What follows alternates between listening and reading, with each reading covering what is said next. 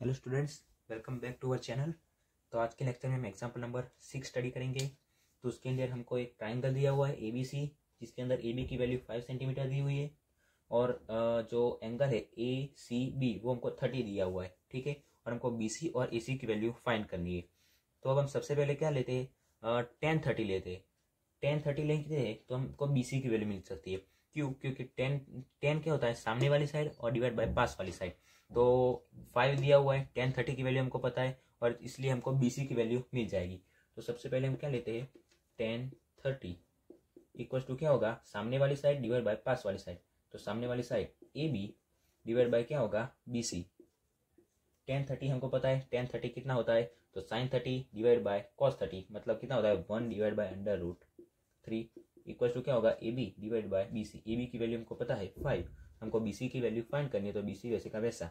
अब क्या करेंगे, हम BC को इधर ले जाएंगे तो क्या होगा, BC को 1 से मल्टीप्लाई करेंगे तो भी BC रहेगा। अब और ये 5 ऐसे का वैसा और ये √3 को इस तरफ ले जाएंगे तो क्या होगा, इंटू √3।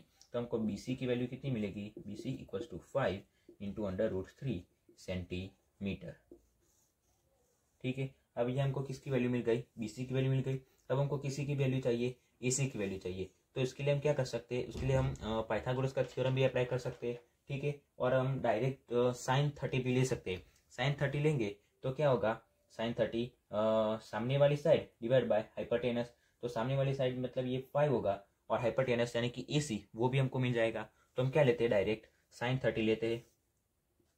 तो sin 30 इक्वल टू क्या होगा, सामने वाली साइड डिवाइड बाय हाइपोटेनस। तो सामने वाली साइड कौन सी है, AB डिवाइडेड बाय AC, ठीक है। sin 30 की वैल्यू कितनी होती है, 1 डिवाइड बाय 2 और AB कितना है, AB 5 और डिवाइड बाय AC वैसे का वैसा। तो AC को हम इधर ले जाएंगे तो AC की वैल्यू कितनी होगी, 5 into 2।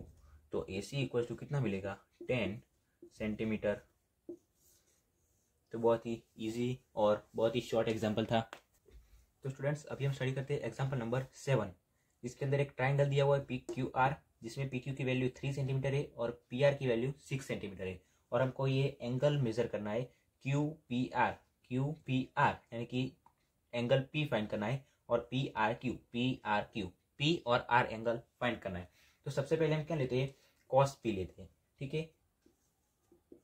cos P equal to क्या होता है, देखिए हमारे पास ये cos जो तो होता है उसमें पास वाली साइड और हाइपोटेनस। तो हमारे पास ये दोनों की वैल्यू, इसलिए हमने सबसे पहले cos P लिया, ठीक है। तो cos P कितना होता है, पास वाली साइड और हाइपोटेनस।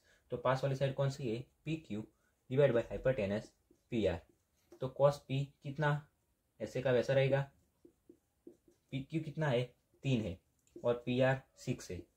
अब cos P कितना होगा, cos P इक्वल टू क्या होगा, डिवाइडेशन करेंगे तो 1/2 होगा। अब P की वैल्यू हमको फाइंड करनी है।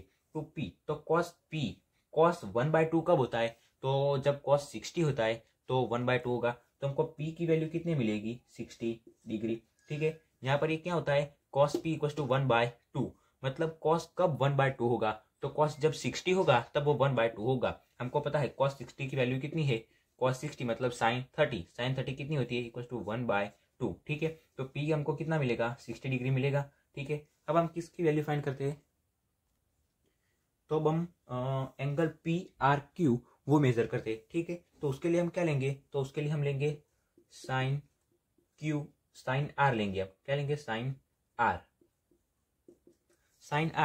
क्या होता है, सामने वाली साइड डिवाइड बाय हाइपोटेनस। तो सामने वाली साइड कौन सी है, PQ divide by hypotenuse PR। तो साइन R क्या होगा, PQ की वैल्यू है 3 डिवाइडेड बाय PR की वैल्यू 6।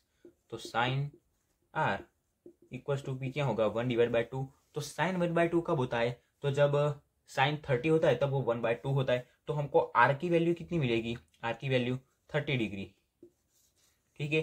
तो अब ये एंगल P है, P मतलब ये QPR मतलब क्या मिला, एंगल QPR इक्वल टू हमको क्या मिला, 60 डिग्री। और एंगल R यानी कि PRQ उसकी वैल्यू हमको कितनी मिली, 30। तो क्या लिखेंगे, एंगल PRQ इक्वल टू कितनी मिली, 30 डिग्री। बहुत ही शॉर्ट और इजी एग्जाम्पल था। तो अब आगे हम स्टडी करते हैं एग्जाम्पल नंबर 8, जिसके अंदर हमको क्या दिया हुआ है, sine A minus B equals to 1/2 यानी कि 1/2 और cos A plus B equals to 1/2 दिया हुआ है और हमको ए और बी की वैल्यू फाइंड करनी है। तो अभी हमने आगे देखा कि साइन ए माइनस बी, ये ए माइनस बी क्या है, एक थीटा ही है, तो साइन थीटा इक्वल्स टू 1/2 मतलब साइन 1/2 कब होता है, साइन 1/2 कब होता है, जब साइन 30 होता है। तो इसके ऊपर से हम क्या लिख सकते हैं, sine A minus B equals to 1/2, तो हम क्या लिख सकते हैं, A minus B equals to हम क्या लिख सकते हैं, ये कितना होगा, ये 30 डिग्री होगा, तो इसको हम नंबर 1 कहते हैं। और इसके ऊपर से हम क्या लिख सकते हैं, ए प्लस बी, कॉस 1/2 कब होता है, जब वो 60 होता है, तो क्या मिलेगा हमको, ए प्लस बी इक्वल टू क्या मिलेगा हमको, 60 मिलेगा, तो ये नंबर 2। अब क्या करते हैं, हम इन दोनों को लेते हैं, तो क्या मिलेगा, ए माइनस बी इक्वल्स टू 30 और कितना मिलेगा, ए प्लस बी इक्वल्स टू मिलेगा 60। ठीक है, तो क्या करते हैं, अभी इन दोनों का एडिशन किया तो यहाँ पर बी कैंसिल हो जाएगा, तो ये ए प्लस ए कितना होगा, 2a इक्वल्स टू क्या होगा, 60 प्लस 30 होगा 90। तो अब हमको क्या मिलेगा, ए की वैल्यू मिलेगी, तो ए इक्वल्स टू कितना मिलेगा, 90 डिवाइडेड बाय 2, तो हमको ए की वैल्यू कितनी मिलेगी, 45। ठीक है, अब हमको किसकी वैल्यू चाहिए, बी की वैल्यू चाहिए। तो अब हम क्या करेंगे, ये ए प्लस बी लेंगे, ए प्लस बी इक्वल्स टू क्या है, 60। हमको किसकी वैल्यू चाहिए, बी की वैल्यू चाहिए। ए की वैल्यू कितनी है, 45 प्लस बी इक्वल्स टू कितना मिला हमको, 60। तो बी इक्वल्स टू कितना होगा, 60 वैसे का वैसा, ये 45 को इस तरफ ले जाएंगे तो क्या होगा, -45। तो हमको बी की वैल्यू कितनी मिलेगी, 15। ठीक है, देखिए 45 और 15 दोनों 60 हो गए। ठीक है, ये भी बहुत ही छोटा और इजी एग्जाम्पल था।